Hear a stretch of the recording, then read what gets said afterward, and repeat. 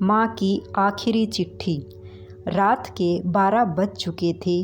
माँ कभी दरवाजे की तरफ देखती तो कभी एक नज़र घड़ी की तरफ। माँ की आँखों में और चेहरे पर चिंता साफ नज़र आ रही थी। थोड़ी ही देर में दरवाजे की घंटी बजी। माँ ने काफ़ी तेज़ी से दरवाज़ा खोला और सामने बेटे मोहन और बहू मान्यता को देखकर पूछा, इतनी देर क्यों हो गई? मैं कब से तुम्हारी राह देख रही थी।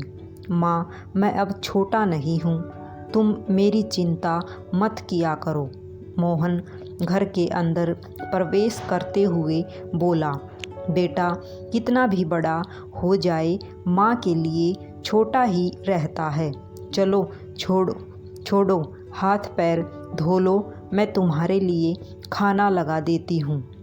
माँ ने दरवाज़ा बंद करते हुए कहा, माँ जी, हम बाहर से खाना खाकर आए हैं, आप खा लीजिए, हम सोने जा रहे हैं। बहू मान्यता ने कहा, लेकिन मैंने तो तुम लोगों की पसंद की खीर बनाई है, आओ थोड़ी थोड़ी खा लो। माँ, तुझे एक बार में समझ में नहीं आता क्या? तेरी बहू ने कहा ना, हम बाहर से खाना खाकर आए हैं, क्यों परेशान करती है? जा तू खीर खा ले और सो जा, और हमें भी शांति से सोने दे। माँ अकेले कैसे खीर खा सकती थी और उसे बिना खाए नींद कैसे आ सकती थी, क्योंकि बेटे के इंतज़ार में उसने भी कुछ नहीं खाया था। वह किचन में गई, एक गिलास पानी पिया और अपने रूम में चली गई। सुबह 10 बजे मोहन की आंखें खुली। बाजू में मान्यता अभी भी सो रही थी। मोहन हॉल में आया तो लैपटॉप के पास रखी एक चिट्ठी पर उसकी नज़र पड़ी। यह चिट्ठी किसकी हो सकती है? यह देखने के लिए उसने चिट्ठी खोलकर पढ़ना शुरू किया। मेरे लाल, तू सोच रहा होगा कि एक ही घर में रहते हुए ये चिट्ठी क्यों मैं तुम्हें बोलकर भी यह बात बता सकती थी। हाँ, बता सकती थी, अगर तू मेरी बातें सुनना चाहता तो। किसी एक्सप्रेस गाड़ी की तरह तू आता है और कुछ ही पलों में निकल जाता है। खैर, वो सब जाने दो। कल तुम्हारा जन्मदिन था, इसलिए मैंने खीर बनाई थी। सोचा कम से कम आज के दिन साथ में बैठकर खाना खाएंगे।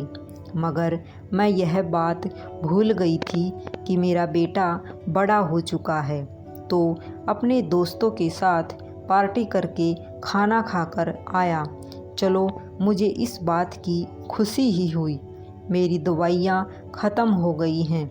मैंने कुछ दिनों पहले तुझे दवाई की एक चिट्ठी दी थी। अगर वक्त मिले तो वह दवाई मुझे लाकर देना, मुझे थोड़ी राहत हो जाएगी। मोहन को याद आया कि 4-5 दिन पहले माँ ने एक दवाई की चिट्ठी दी थी।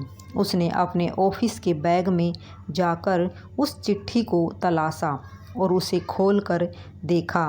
उसमें लिखा था, मुझे ऐसी दवाई लाकर दो जिससे मैं अपने बेटे को भुला सकूं।